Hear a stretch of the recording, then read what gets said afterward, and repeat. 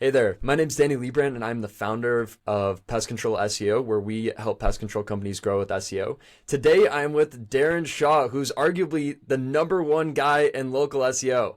Everyone references him. He is the GOAT of local SEO. He runs Whitespark, which is a company that helps with local SEO in software and and services. Yep. Actually, what was it that you just told me? I'm blanking on it. I was just saying, Whitespark software and services for local SEO. Yeah. So we Okay, I did have get that right. a number of different software applications, and then we have like a full agency side, and then our real big service that we're quite known for is our listing service.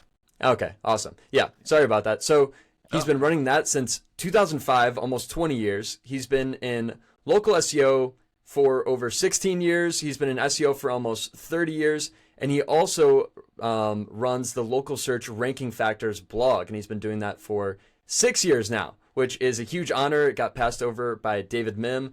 And everyone basically refers to this thing. I refer to it all the time with clients. It's basically a consensus of the top, 30 to 50 local SEO experts to decide on what the local ranking factors are. So we'll get into that later today. And yeah, it's such a pleasure to have you on, Darren.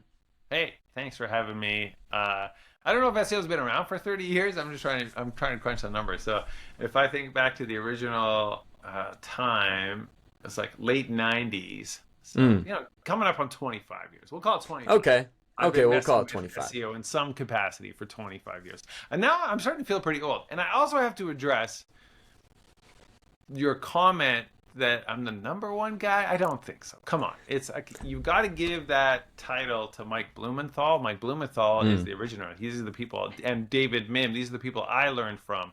And so Mike and David still going strong at Near Media. They are definitely the true goats. So I Okay. appreciate the shout out, but I gotta give it to the true number ones.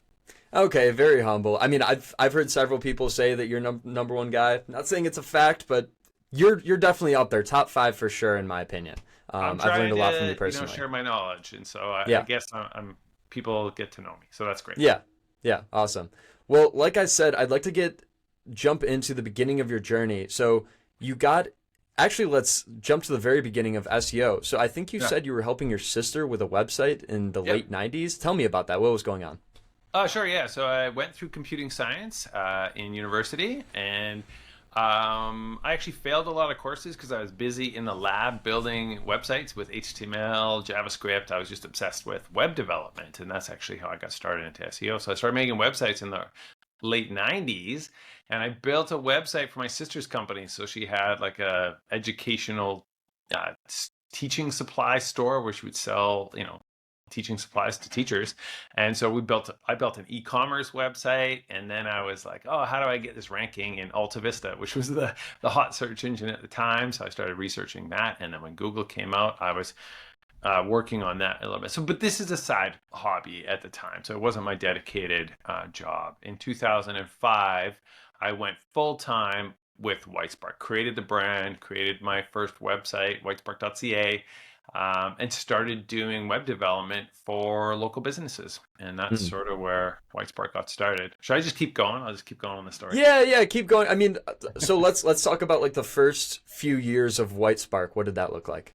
Yeah, sure. So first few years, so years 1 and 2, it's just me, freelance web developer Darren Shaw, just making websites for local businesses, trying to pay the damn bills, chasing people to pay their invoices. So I was doing that for 2005, 6 into 2007. 2007, I had enough client base to hire somebody, so I hired my first uh, co-developer. We both were building websites. And then by the time we reached to 2009, we had grown to a team of 4, all really web development. In 2010, we launched our first SaaS software for local SEO. 2008 is when a lot of my web development clients were saying, hey, how do I get ranked in Google? There's this new local pack thing. How do I get in there? How do I rank my website? And so then I started offering SEO as a service. I'm like, I don't know, but fake it till you make it. So I started researching, figuring out how all this worked. giving people a retainer, and they were like, oh, I was like, well, cool, they're going to pay me for this. Great. So I started doing SEO and optimizing their websites and getting results. And it was kind of a golden era of SEO. It was much easier then because the competition was so much less. And so, I'd pull a few levers, get them ranking. They would happily continue paying me. And so I really started to fell in love with SEO then. In 2010, we launched our local citation finder software. And so I had read a cool blog post and I was like, I bet you we can automate that process, right? And so we built a real basic version of the software and gave it out for free. The first version was this free little thing. And that triggered David Mim's attention. He was like, oh, this is really cool. And so I got on a call with David Mim and I was like, oh my God, I'm talking to David Mim. So it was really exciting. And that sort of brought me into the local search community. I got to know people. And then over the course of the next 2 years, we totally dumped web development. We stopped making websites for clients. We focused completely on SEO services. I met Yaroslav Zhekov. We launched our listing service. We just turned into a local SEO company. And since then, we've continued to add a local rank tracking software, software for managing your reviews. We have an excellent Google Business Profile Management software. We have the listing service, and we have a full SEO agency service. And so that's how we got to where I am today. Yeah, awesome. Can you tell me how citations have changed, and particularly your service back then versus now? Because I'm sure it's changed a lot. Are there different platforms that you need to be on? Are they more or less important? Yeah, definitely. So I'd say one of the hugest shifts that's definitely happens from the early days to now is that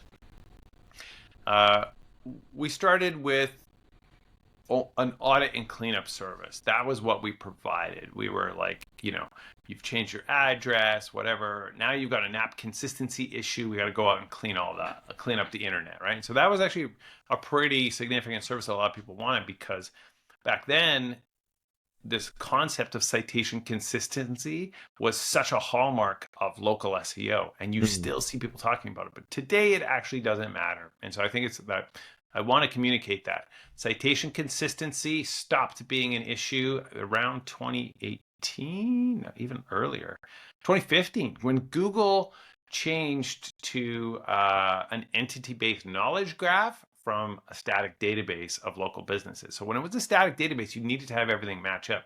Now that it's entity-based, partial matches are fine. And so the actual concept of consistency isn't important for SEO. It's only important now because if someone's looking up your business on an industry-specific site and has the wrong phone number and they call the wrong phone number, then you don't get that lead. Or they has the wrong address and they go to the wrong place, and that's an annoying thing. So you're only doing that consistency for humans, not for algorithm. And so that's a huge change that has shifted. The other thing that has changed is, in the early days of local SEO, citations really were this amazing thing that was a competitive difference maker. So you could, we're talking 2010, if you went and built, 200 citations, you would really shoot up on the top of the rankings. It would have such a huge impact. These days it doesn't, and there's multiple reasons for that. But the biggest reason is that the directories themselves have less value from Google's perspective, especially some of these more obscure directories. Google's not leaning on them so much for ranking purposes anymore, but also because they're no longer the competitive difference maker they once were. Almost everybody's got you're in like a competitive space, then everybody's done it because it's an easy once and done checklist activity that, okay, I got a brand new business. What do you got to do? Well, you got to start getting reviews. You got to build out all the citations. You got to create your Google business profile. You got to optimize. It's just like one of these things that everybody does. And so now, because local SEO has been identified as being so valuable for local businesses, getting in that local pack, that it doesn't shoot at the top anymore. It just says like, okay, now you are on an even playing field with the rest of these 200 businesses that you're competing with, right? And so it just doesn't do what it used to do.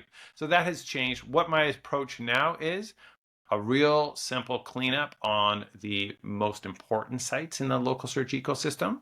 So, top 13 kind of sites, including the aggregators and sites like Bing and Apple. You want to be correct on sites where people are going to see you.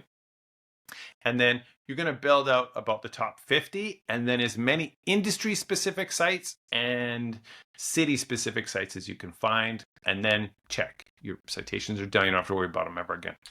Well, unless you Got it. move. And then if you Awesome. move, you only have to do the core sites. You don't have to update the whole internet. Okay, cool.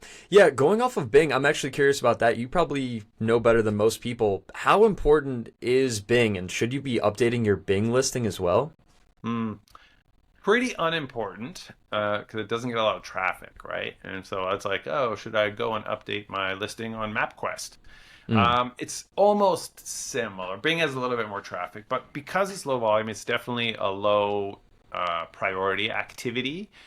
But it also is a once and done, just get it done. It's so easy. It can be a competitive difference maker on that site itself if you do take the time. And they've got a very good, Bing Places management tool. They have an excellent Bing Webmasters tool. I think it's better than Google Search Console. Most people sleep on that and they never look at it, but it's really great. You get a lot of interesting insights out of the Bing Webmasters tool. So Bing, create your listing, optimize your listing, call it a day. cool. Got it. And continuing with your journey, so I think we were at around, maybe 2010, 2012. You got, or actually, I'm jumping ahead a little bit, but in 2018, David Mim handed over the local search ranking factors blog. Is that the official title, or what's the official title? Survey, local search Okay, ranking survey. factor Yeah. survey. Yeah. What kind of led up to that, and how do you initially establish that relationship with him? Well, as I mentioned, I kind of got to know David quite early, and then my career was built on the relationships that I was fortunate enough to establish. So, um, had some initial calls with David Mim.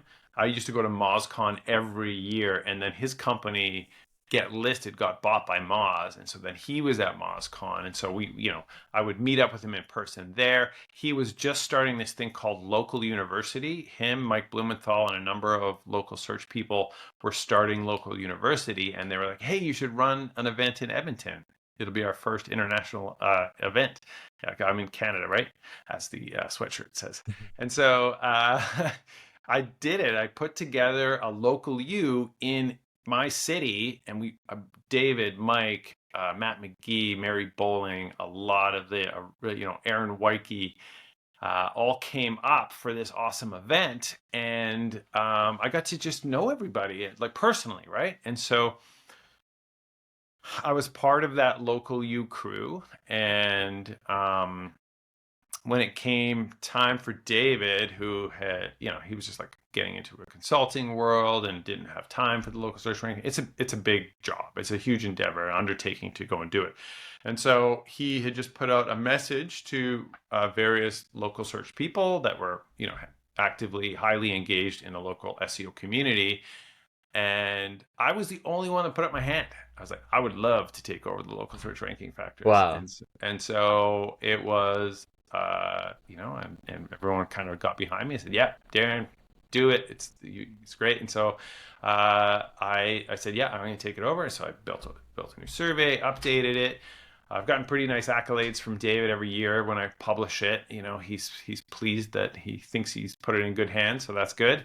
I'm always trying to, meet his approval. I feel like it's a sacred piece of content in the local search community, so I try to do my best with it. Definitely. And tell me about what it takes to put it together. You're telling me it takes like months and months, and you have to kind of get all these Yeah, people and all of their opinions on different things. Tell me about what that actually looks like. sure. Yeah. All right. So pre-work every year is review all the questions.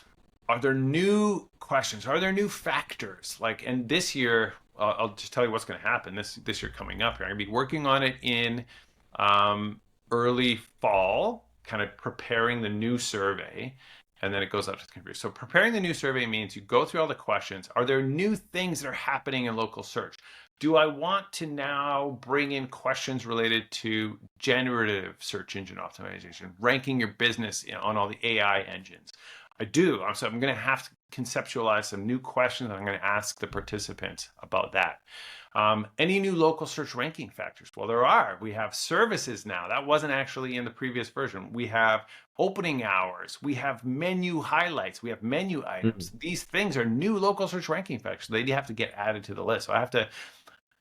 It's really important for me in this position to make sure I'm highly engaged in the local SEO community and knowing what's happening and being on top of things so that when it comes to writing the new survey, I'm not missing anything, like what's new, because I now need to ask all the participants if they're seeing, changes. What is the impact of this? Where would you rank this as a ranking factor in terms of importance?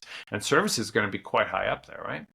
Different things change. Like, are we seeing like, less importance in citations? What do you think of citations? So I'm always just kind of trying to finesse it each year and be like, what's been happening over the past year that I definitely want to make sure I'm talking about and I'm asking questions about in the survey. So then I rebuild the survey. So I have it in Survey Monkey, which is what I have kind of recreated. I used to use my own custom built software to administer the survey, but now I'm using Survey Monkey. And so I make a clone of it, I tweak it, I update it, I add all my new questions, and then it goes out to the contributors. And the contributors get about 2-3 weeks to do it.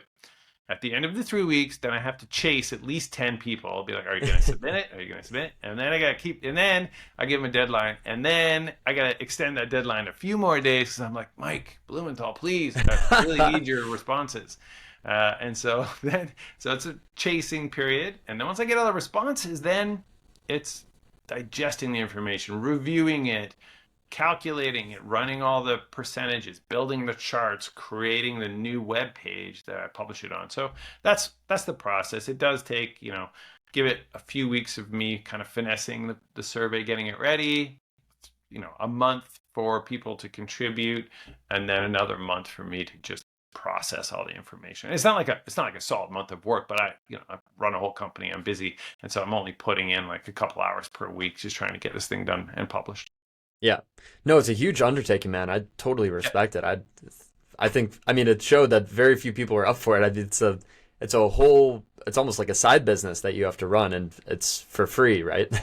It's a big project. It's so pivotal to the industry. It, of course, has given me and my company a lot of clout, so it's very valuable. I would never not do it. Definitely. And I'm curious, how do you pick the people that are contributing on it? Is it the same people every year? No. So some people stop doing local SEO. They're like, I haven't done local SEO for 2 years, so I don't even know anymore. Don't ask me these questions, right? Yeah. So that happens. Some people kind of drop off. And every year I keep a spreadsheet running actually, and every year I have an eye out for new people that they're sharing on social media. They're making YouTube videos. I'm now finding people on TikTok, and I'm like, that guy is smart. That woman really knows what she's talking about. I'm really impressed.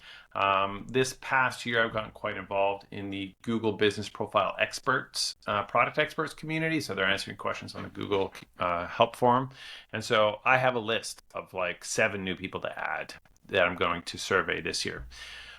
So that's how I do it. I just like whoever kind of like surfaces mostly around the social media. So it's like people that are like actively researching, sharing. And so guaranteed there are lots of very smart local SEOs out there that are just head down in the trenches doing the SEO work. And they probably would be good contributors, but I'm really only pulling in people that have some kind of visibility. How do I find them otherwise, right? Yeah. How do I vet them otherwise? I have to be able to vet them. Is what they're sharing make sense, or are they telling people to geotag their images? You have a YouTube video where you suggested people geotag images? No, you're out. I'm not putting you on the local search ranking factor. So, but I'm looking for people that are sharing and that have shown that they really know their stuff. Definitely. So in the most recent one, which is the 2023 one, for at least the GMB ranking factors and the organic search, which is like the website ranking factors, there are 149 different ranking factors for each one that I'm guessing each person has placed in a row. out of those 149 for each, which ones would you say are like actually important? Because I think that like geotagging images and I don't know, maybe some other smaller things are in there, but do we only have to pay attention to the top, 30 or top 50 or top 100? I did a really fun video. It was a long time, like shortly after launching this. I'm like, oh, there was like 5 underrated local ranking factors, and it's like I have personal beliefs about it. So first, we should clarify: this is not Google didn't tell us what these are. We are guessing. Yeah. We are based on what we see. We're doing stuff. We're testing things. We're identifying the impact. We're like, wow, I did this thing. It seemed to have a positive impact on ranking. And so one person doing that is just one person's opinion. This is where the survey becomes valuable because you aggregate the opinions of, notable, smart people that are really actively working local SEO, like 40 different people that are the top of their game. Now you get a powerful resource because it's the aggregation of all those ideas and all those opinions. And so anyways, the factors are speculative. We are speculating on what the factors are. But I would say the top 20 for sure. Let me just I'm scrolling right now. And like some of them are stupid. Like, I don't know, factor number 23, HTML NAP matching GBP NAP. I'm like, really? 23? Mm-hmm. I put that lower. But anyways, I think I would look at the third. It's not me. This is the thing. I might put it lower, and I did when I answered my survey, but enough people put it higher that it floats to the top of the list because it's important to other people, right? And so I don't have the final say on this. It's the aggregate. But there are some other ones in the 60s that are interesting. Keywords in titles across entire website. That's number 52. That's an important factor, man. You got to optimize your title tags across your whole website, right? So I would say you can't just stop somewhere. You kind of have to pick through the whole list and, kind of build a checklist, a to-do list off of the local search ranking factors. Definitely. Yeah, no, I just think it's so valuable because you watch like local SEOs on YouTube or maybe you see them on Twitter or LinkedIn. Everyone is saying kind of the same thing, but it's all variations of the same thing. So some people are saying that you have to add geotags or that, maybe you have to change your title tags. If they say that, you can't listen to anything else that they say. That's a good kind of landmark there to know. Yes, yeah. I just love getting a consensus from a big group. So it's not just one person is saying this. It's like, hey, this is what everyone's saying. This is kind of, we're like pretty sure this is right based on a ton of people saying it. Instead of one person, it's not just like the Darren Shaw blog or, the David Min blog. Yeah, one opinion is just an opinion. 50 Definitely. Opinions, you might be getting somewhere. You might be, the group think, right? The hive mind, get that together, and then you really have something special where you're like, I think we got something here. Because the factors that are at the very top, they're at the very top because we see an outsized impact and everybody sees it. It's like, wow, you change your primary category to be a better fit for the keyword you want to rank for, and it's like almost overnight. You put keywords in your business name, kaboom, you go from 30 to number 2. I'm not the only one seeing this. Everyone sees this, and that's why that factor floats to the very top in high importance. So in your past 5 or 6 years of running this, what is some of the biggest things that you've learned? What have I learned? Well, I learned most of what I learned comes from the comment section. So there's the expert Q&A section where I ask specific questions and people answer. And that's where I really pull the insights out. The factors themselves, they don't change that much year to year. So if you're new to this, the factor list is amazing. For me, I've been looking at it for decades because prior to running the survey, I participated in the survey for many, many years, right? And so the factor list I don't really learn from that, but the comment section, that's the gold for me because you get to ask specific questions like, what are some strategies that are working particularly well for you at the moment? And you get to hear from, the people that you have lots of respect for, really interesting things, and you keep pulling things. I'm not going to name anything. I can't name specific things that I have learned, But this is where every year, 5, 10 new things. I was like, oh, that's amazing. I didn't know that that was a thing. And, I'm in this unique position where I'm the administrator of the survey. And so if Ben Fisher says something or Andrew Shotland says something, and I'm like, tell me more about that, Yeah, Andrew. That's yeah. very interesting. So I'll just Slack them and be like, I need to know more about this. I saw you responded in the survey with that thing, and like, so what? How does that work? What's happening? Explain your process. So yeah, so I'm always kind of pulling those things out, which is great, and it just helps me.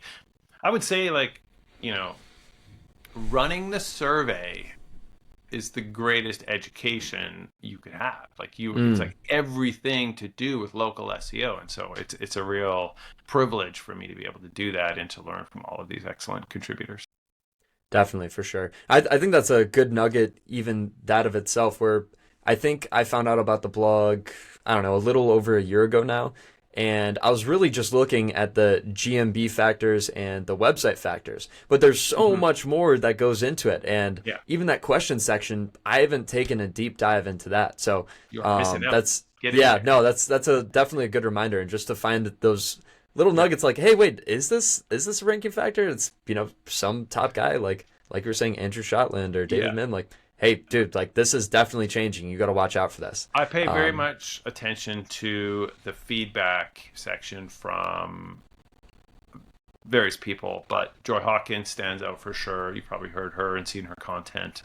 Colin Nielsen, also at Sterling Sky, very interested in the things he says. Ben Fisher and Amy Toman are two of the diamond level Google Business Profile product experts, and so they always have to be a little careful with what they say because they're under NDA from yeah. Google. But there's little hints Uh-huh. in what they say, so I always look at what they have to say. Anyone else that's a Google Business Profile product expert, Stefan Sombarak, he's a guy I always pay attention to. Reading those comments from those people, Mike Blumenthal, when he contributes, he's like, I don't got time for that. So he often doesn't do the survey, but whatever he has to say, I definitely want to hear. Andrew Shotland, I hesitate to mention names because I know I'm going to be leaving out like amazing people, but anyways, Mhm. that's the list that comes top of my mind right now. Yeah. No, that's actually funny because I've had several of those people on the podcast. I'm just trying to like load up all that local SEO experts Yeah, and almost yeah, selfishly get like personal mentorship. Like these are all questions I actually have. I'm like, oh, okay, Darren's saying it, yeah, totally. Joy's saying it, Mike's Smart saying idea. it. Start a podcast, and then you can ask all these guys anything you want. No, it's one of the many benefits. I'm a huge advocate for podcasts, but Yeah. I want you to tell me more about Whitespark. So, where has it been at in the past few years now, and what are you doing? Sure, yeah. So we're up to 40 employees now. The company is revenue streams are divided up almost maybe a little heavier on the services side. So listing service and SEO services are driving maybe 60% of the revenue, and the other part of the revenue is our software. So we have our rank tracker, which is probably our highest earner on the software side. It's really fantastic local rank tracking software.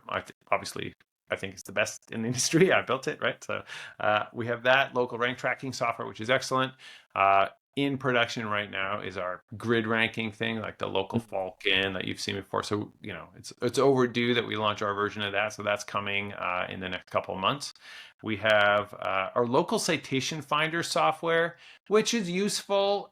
It's the kind of the original Whitespark software, but as we talked about, citations are less valuable. So that one, that if we look at in my stats, the growth of our other software is always up and to the right, and the growth of local citation finder is like a real slow trickle down Mhm. in terms of usage. And we have a great reputation software called Reputation Builder. That's for managing your reviews, tracking your reviews across all different review platforms, responding to reviews, sending review requests via email, SMS. Review reporting is a really an excellent platform for that. And then our newest software is what we call Local Platform. And this, I feel like every business in the world and every agency needs to use this software, and it's $1 per month per location. So it's so cheap.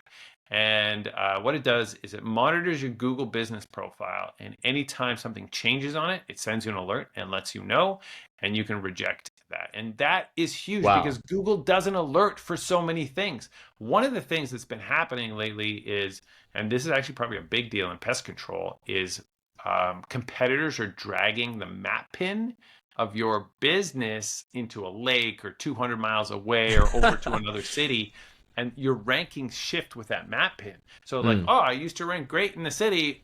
My rankings have fallen off a cliff. Why? Because some jerk took your map pin and dragged it. And Google, anyone can do it. You go to Google Maps and you say, suggest an edit.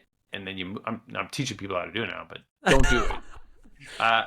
So then they'll move the map pin, and Google, in all their wisdom, is like, oh, somebody on the internet said that this business is actually now in the middle of this lake, so I guess we trust them. And so Google accepts all these edits, and it has a very negative impact. So you kind of need a system. That's why we have this system that will alert you when anything changes on your profile so that you can deal with it. Otherwise, people can go months and not even know that their rankings have fallen off a cliff because somebody effed with their profile. So it's really like, we have this great software. It'll also tell you when Google adds categories to your profile, updates your services. Google's making changes to your profile all the time. And there's changes. It's not like Google makes them and says, hey, business owner, do you want this change? Yes or no? Google has already done it. And then they just alert you and be like, we did it. And, you can reject it if you want, but the changes are live immediately as soon as Google makes a change. And so Google can change your primary category. We talked about that as a huge local ranking factor. Your primary category might be pest control company, but for some reason, Google decided to change it to service business. Now your rankings have plummeted. And so that stuff is happening all the time. And so our system will alert you. And so it's only $1 per month per location. And that software is awesome. And it keeps getting better. We keep adding stuff to it. That is so valuable. Wait, you said that's launching in a few months, right? No, we have that. That's our alert update system. Go and sign up for it right now. You can go to whitespark.ca. Yeah, I'll do it right now. Drop down. After it's this podcast. The very first one. It's local platform. So local platform has been out for a year and a bit now, and it keeps growing. And we're getting so many like multi-location businesses signing up for it, and agencies signing up for it.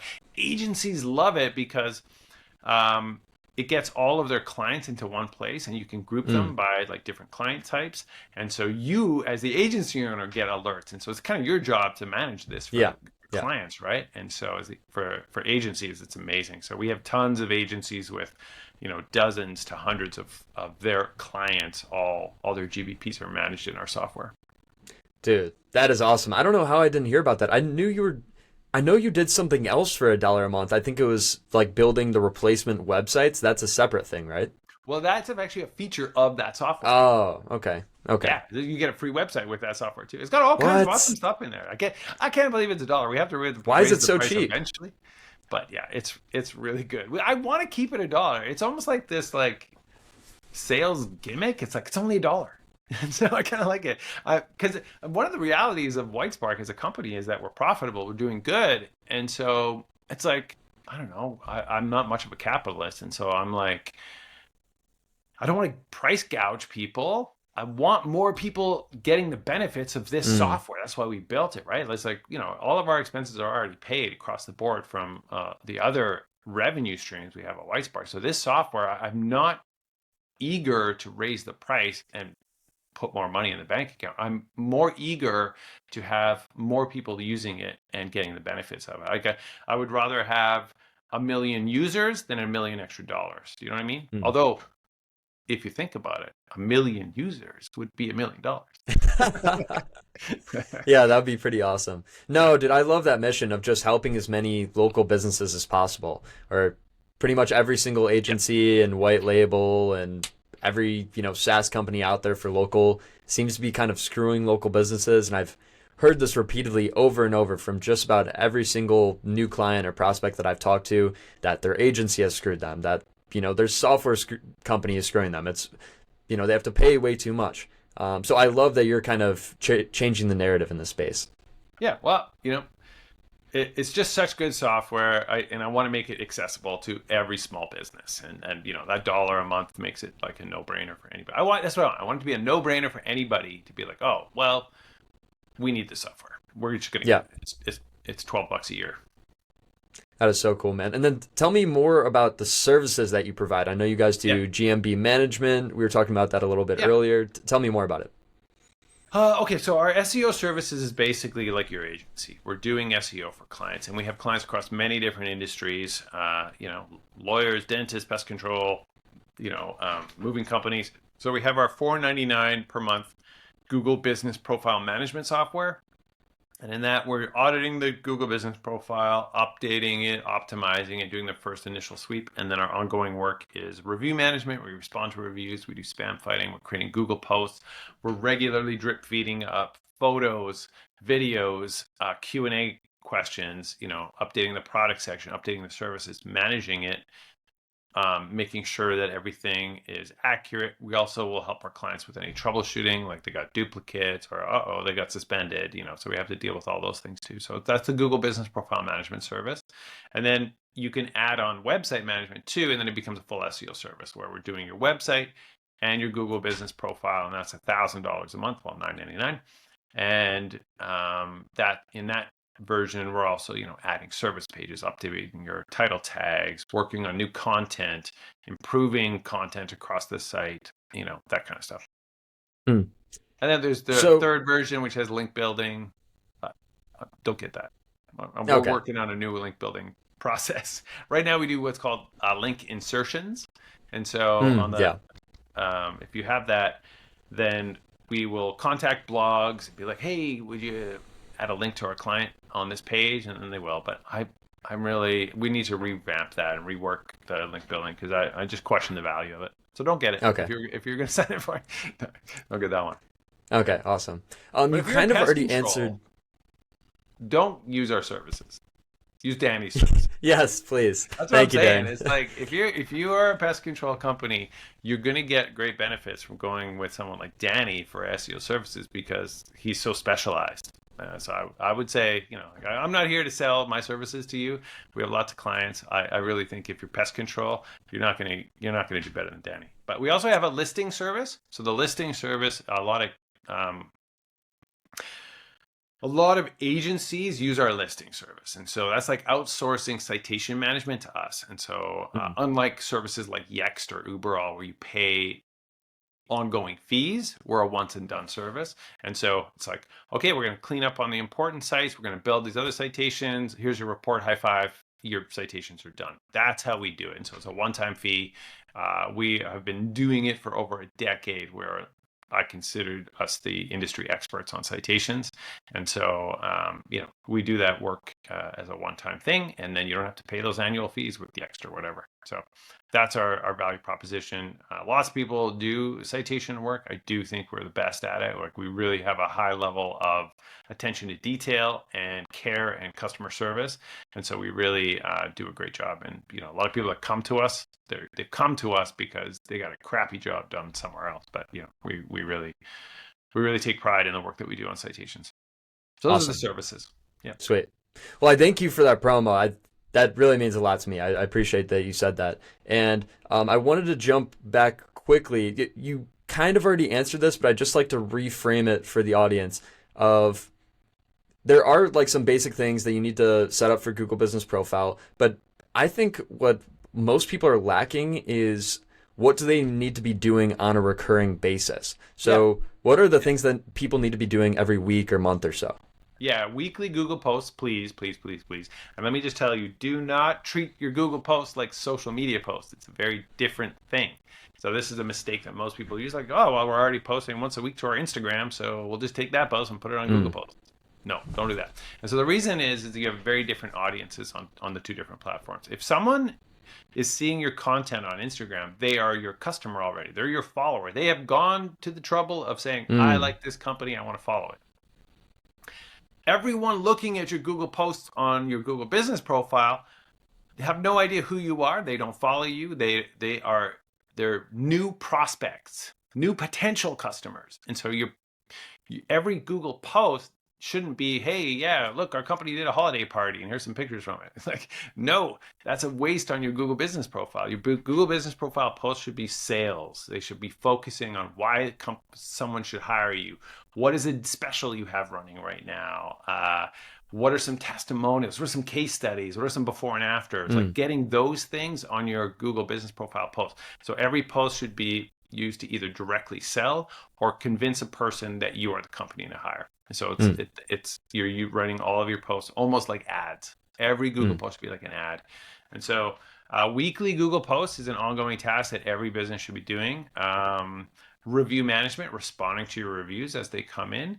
At least monthly overview of the profile, looking at the services, looking at the categories. Google adds new categories every single month. Look, I just got a post about it. So we shared this on our channel just today.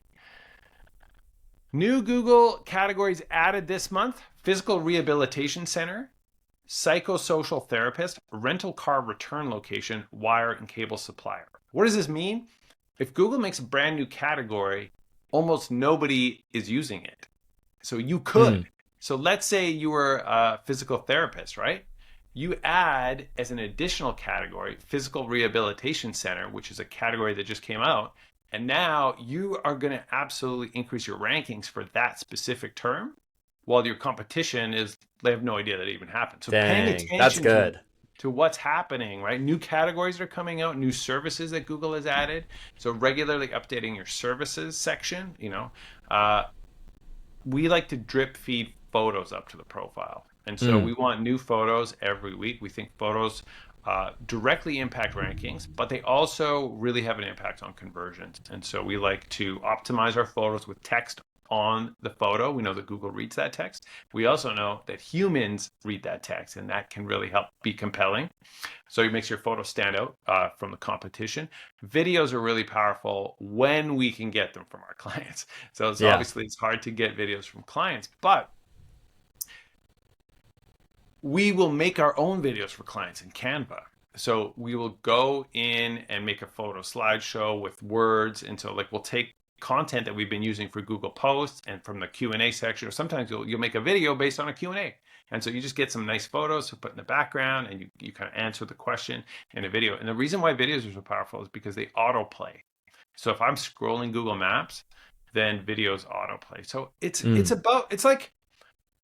very similar to having a website. Your Google business profile is a website. It's on Google. And so you could have a website and you could create it and never touch it, but it is smart to continually update it because Google likes fresh content. And the same thing's happening in your Google business profile. So you're constantly updating it with fresh content.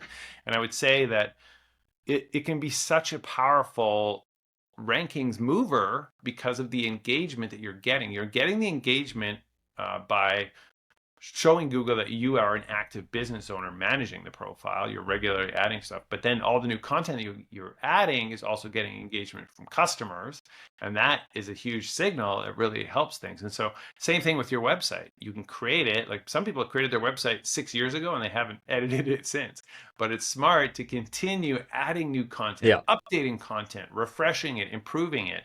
So that's why people hire SEO agencies. And it's because the ongoing movement, your competitors usually are not sleeping. They're also moving. So if you built your website 5 years ago and you set up your Google business profile 5 years ago and you haven't touched either, well, you can guarantee your competitors have been. And so that's why your rankings continue to drop while theirs continue to go up. So it's just a never ending hamster wheel of content updates.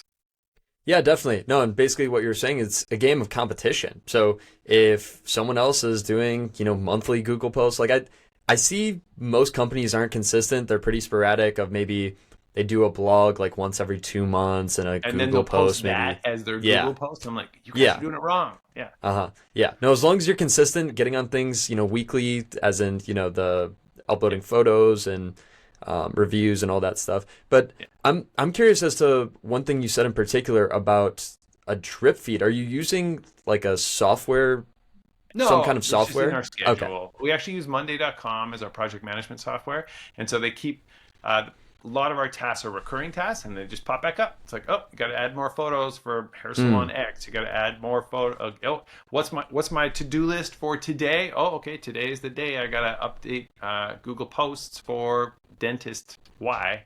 So the whole system just runs in a nice way where every account manager comes in, they can see what's coming up this week, they have their daily things, and so it's just on a recurring thing. And so a lot of these things that we do, they're manually pushed by our team, but they just resurface in our task list every single month or every single week.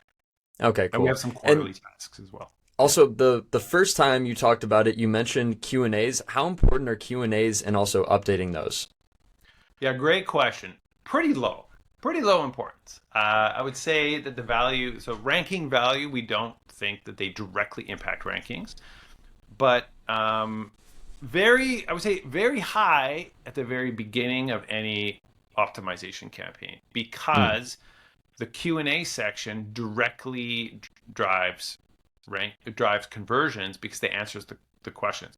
The questions you should be asking is, why should I hire your company? Oh, well, let me tell you. It's like you get this great, beautiful space right on the Google Business Profile where you can ask and answer your own questions. Be like, why are you the very best at clearing out wasps? Well, we have the very greatest strategies and techniques for wasps because we utilize blah, blah, blah, blah, blah. So like you get this really wonderful space on your Google Business Profile to add a frequently asked questions. And if you're smart, then every one of those questions should be driven towards that conversion sales thing in the same way that you're doing it with the Google Posts. And so I'd say they're very important at the very beginning. The drip feed that we do that's actually a quarterly check-in task for our team.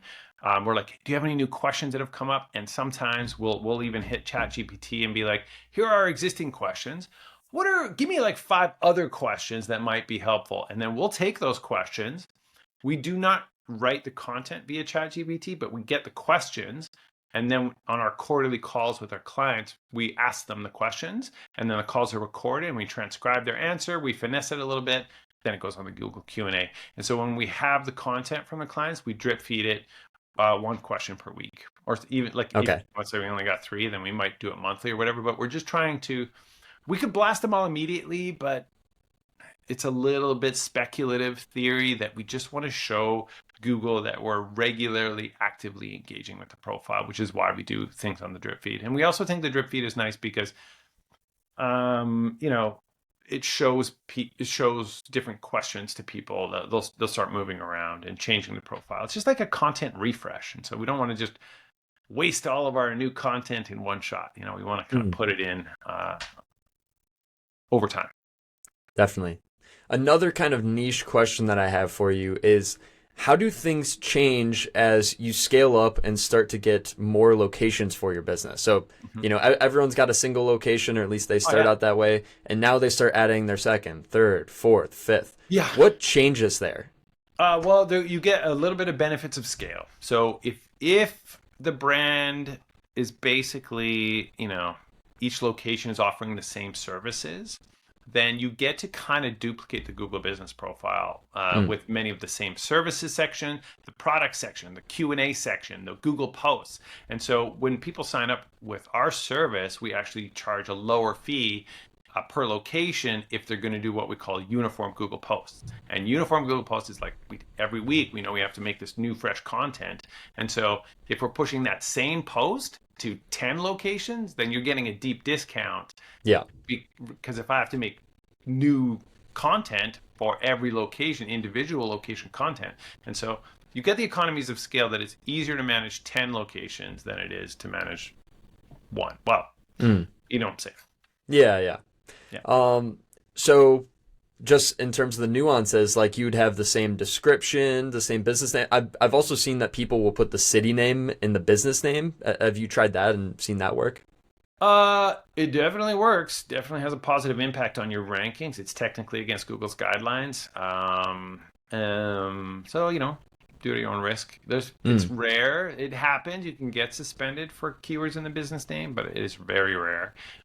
So what'll usually happen is you'll add keywords to your business name, And then you'll get an email in 4 days saying Google updated your Google business profile. And what happened is they took the keywords out. And it wasn't actually Google. It wasn't Google. It was a competitor went to Google Maps, they clicked suggest and edit, they took the keywords out, they clicked submit. And Google was like, oh, okay, I guess that's not their name. This must be their name. And so it updates your profile, which is why it's so great to have our awesome software, which will tell you when someone messes with your business name. And so then you actually just press the reject button and boop, it puts it right back. So that's the way the system works. And actually we have a few clients that are lawyers and they legitimately have keywords in their business name. Like, it's like, you know, whatever injury lawyers, right? Like that's, but competitors keep taking the injury lawyers out of their name. And so we've configured our software to auto reject that specific change.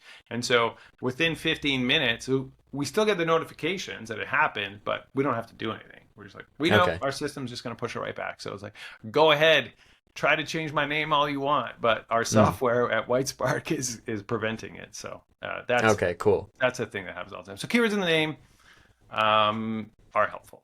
And so in a multi-location situation, you can usually get away with it. And Google's not going to suspend, like imagine Home Depot, like, Home Depot, you put city names, we're going to wipe out all of your locations. That's a bad user experience. Now people can't find Home Depot on Google. They'll be like, hey, Google sucks. So Google would never do that. And then they kind of carry that same concept to every business because they don't know if you're as big and important as Home Depot. And maybe you are as big as a Home Depot in your small town. And so that's why they generally don't suspend for keywords in the business name, because what they're going to do is just take the keywords out based on user feedback. Okay, cool.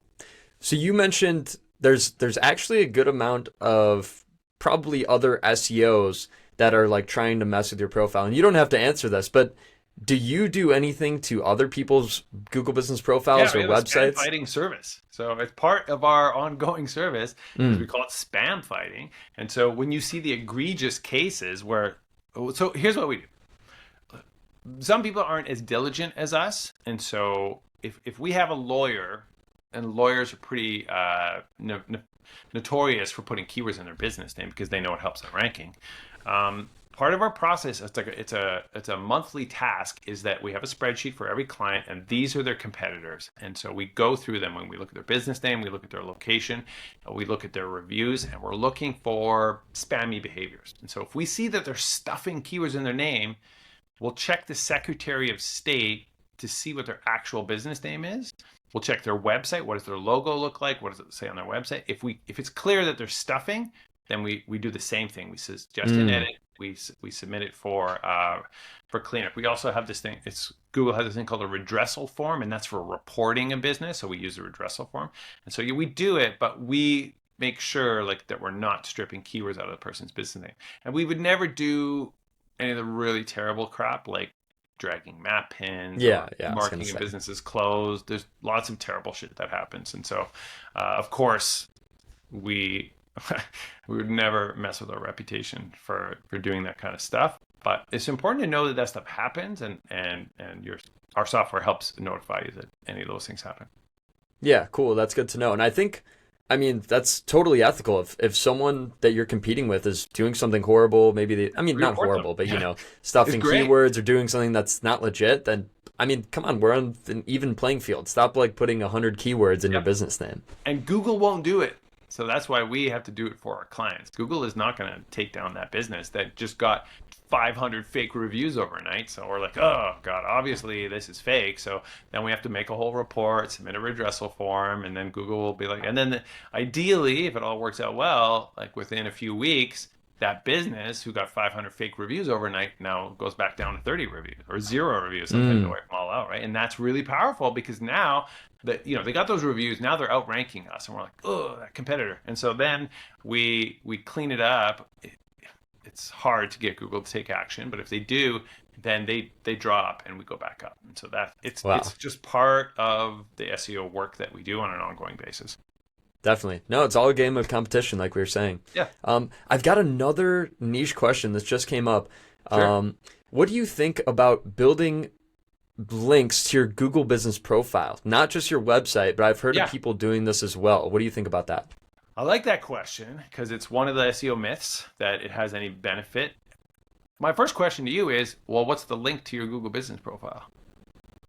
Like, what is it? Is it the search term? Is it the search result? Like, how do you build a link to a Google Business profile? You can kind Mm, of get a short link if you have one in your Google Business profile. They got rid of short links, and so that makes it weird in the first place. There is no direct link. You can maybe link it to maps.google.com !CID equals and build links to that, but Colin Nielsen at Sterling Sky has tested it, and they did see a little bit of movement, but then it dropped really, and so they were like, it was inconclusive. I think it's BS. I think there's no value in building links to the Google Business profile. It's kind of awkward to do it in the first place. So I would say don't waste your time with that. cool. Got it. Concise answer. And also about the websites that you link to on your Google Business profile. I've seen people argue between either your homepage, potentially Yeah, a service page. A lot of yeah, times people will do a location page. Which for sure. Yeah, part and of your website should you link basically, to? yeah. So you want to kind of connect the dots. So let's say you just want to rank for pest control San Antonio. Then your homepage is your probably, and you're a single location. Homepage is your best bet because your homepage has more link authority, link equity than any other page Mm, on your site. But make sure that your homepage is optimized for pest control San Antonio. And so that page needs to be really focused on mm, what you really want to rank for. And it should match your primary category, it should match your services, match your business. You're trying to like connect all the dots so that you're really focused on that. In a multi-location situation, so you've got 10 plus locations, then it can be smarter to link the two location pages. There is a play if you want to mess around and your homepage is just like you're trying to kind of focus the homepage on 6 different things, and you have a very dedicated service page for, I don't know, let's say wasp control. If wasp control was like a primary category on Google, then you'd do that, right? Then you could potentially link to that page, and it would have that positive impact on that specific term, wasp control, because the page that you link to from your Google Business profile, so on your website, the more closely focused it is on that specific thing you want to rank for, the better you'll rank. So it does have that positive relevancy impact. And so linking to a service page is odd, but worth testing if you thought there might be some value in that. Most people will link to the homepage, or in a multi-location, they'll link to a location page. awesome. Well, I want to make sure that I ask this, even though we've kind of covered it, but just to be clear, when is the, I guess, not 2024 ranking Yeah. search local search ranking factors survey coming out? Yeah, so I was a little bit delayed on it, and then you end up getting so delayed that you're like, oh, does it even make sense to do it? Because if I did it now, I'd be, I talked about kind of 3 month timeline. I wouldn't be publishing it until like November, and then it would Mm, be like, well, just gonna wait until January, and then it can be the 2025 local search ranking factors for the whole year, rather than mm, just the 2024 for 3 months. And then I got to do it again. Like I'm not gonna survey the people like right after I already surveyed them, right? So I'm skipping 2024. So the 2023 is pretty still accurate. Like still lots of great value in there. There are some new ranking factors that will come up in the 2025 version. But sometimes if you wait 2 years, you get more meat, more juice, more awesome things to talk about in the next edition. And so the 2025 edition, the goal and the plan is to publish it in early January. So I'm going to run the survey send it out to all the contributors in October, get their data back, work on this in December, and get it just queued up and ready to publish, early January. That's my goal. 2025 awesome. local search ranking factors. Yeah. No, I was a little disappointed to hear, but I don't know. We don't have too much more time, less than half of a year. So I think I can wait. I think the rest of the local SEOs can wait, and I think it'll definitely be worth it. Yes, it'll be great. It's going to be a good update, actually, because many things have happened. It's been a pretty big Mm, year, actually, in local search. New factors that didn't make it into the previous edition. Lots of changes, of course, with the AI to talk about. And so, and what is the future of local SEO? Well, yeah. lots of No, questions. I kind of wanted to touch on that as we kind of Sure. wrap up here. What do you think the future of local SEO is? I think Google's got a stronghold for quite some time. So, especially in local. Like, a lot of people are going to the AIs for like, quick answers, right? Like, oh, who was the 42nd president, right? Like things like that. Like you're gonna get a really nice answer out of ChatGPT, Perplexity, whatever, right? Claude. So for a lot of that kind of stuff, and then helping with processes, I do find the chat really good. But looking for local businesses, chat version search sucks pretty bad at this time. So I see the next few years, Google still being the dominant player for that type of search request. Like people are looking for local businesses because you want to explore more. I will see more people shifting to using chats based search. It's really tiny percentage right now, actually. But for local, you might see a trickle of it, and it is going to become part of our processes in our SEO work where, like, oh, okay, great, we rank #1 on Google, but we're not coming up in the top 5 when you search on ChatGPT for that keyword. Why? What is the thing? And that's like a whole new kind of realm of SEO. They're calling it generative SEO. And so that is something that I will definitely roll into our services and making sure that we are looking at it. So I do see a disruption right now, and for the last decade we've all been focused. We even talked about Bing, and it's like, Bing, yeah, whatever, it doesn't get any search volume, so who cares, right? So we were so focused on Google, and that's where all of our work goes. But I do see an evolution over the coming years where search is happening everywhere. Search is happening on TikTok, it's happening on YouTube, it's happening on ChatGPT, it's happening on Perplexity. And so being a little bit more aware of all the places that you want your business to show up, and then focusing on those things and actually looking at them and reporting on them and thinking about them and optimizing for them and changing your strategies per platform, it actually makes SEO a lot more complicated because now you're optimizing for 7 different surfaces rather than just one.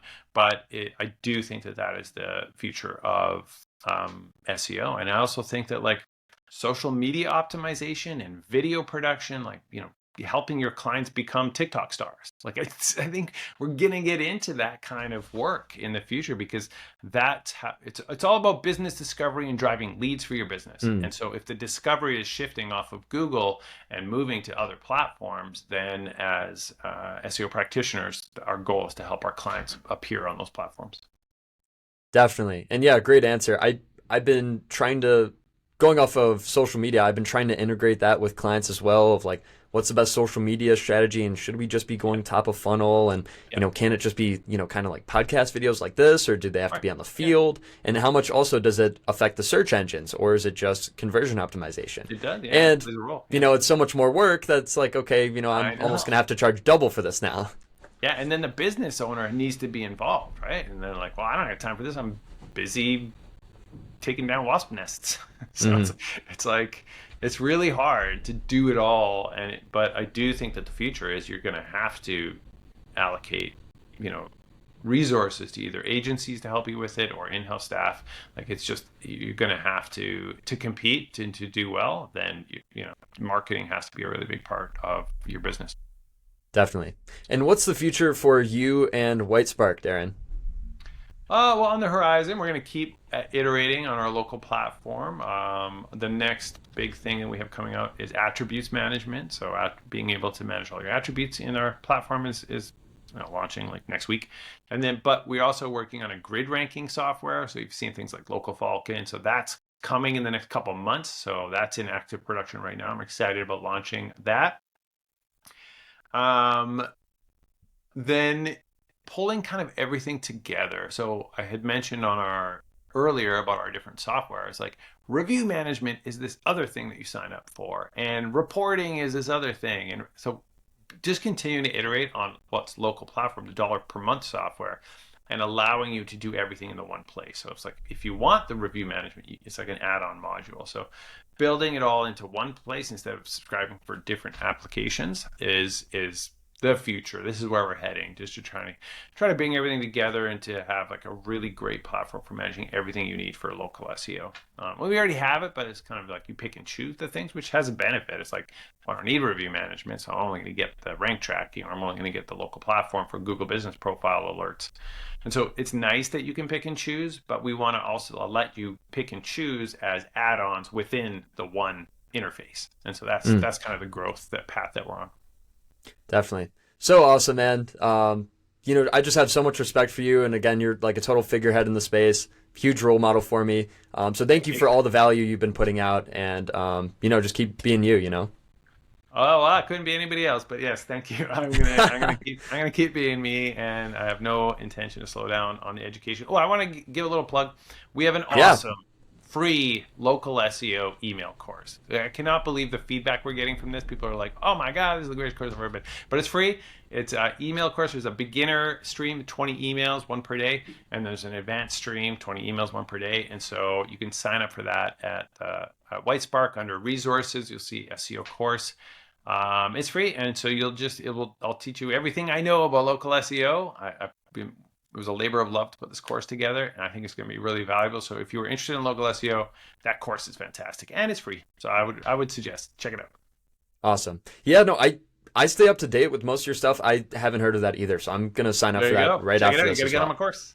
Yeah, I'll do that. And anything else you'd like to plug, and where can people find you on social media? I plugged all my stuff. Okay, Whitespark, and I'll make sure to put that in the description as well. So anyone that wants to check out Whitespark, you can go in the description. You can just search for Darren on any of the different platforms. Darren Shaw, Whitespark, on any platform that you're on, and you'll find me. I'm all over the socials and YouTubes and TikToks and stuff. Okay, what are the top platforms? LinkedIn, Twitter? Yeah, for sure. LinkedIn is number 1, YouTube maybe number 2, TikTok number 3, and actually we're just discussing with my marketing team this morning about like what's our strategy for Instagram, Threads, Facebook, like what are we going to do over there. So anyway, putting that together too. Yeah, awesome, man. Well, so glad to have you again. I'll link all of that in the description, and it's just been an absolute blast. I've learned a ton of niche questions that I was looking for the answer to, and you answered all of them perfectly. So glad to have you on. Thanks for having me, Danny. Yeah. Thank you so much for your time, and hopefully we'll talk soon. Yep. Okay. Bye-bye. All right. See you, Darren. Thank you.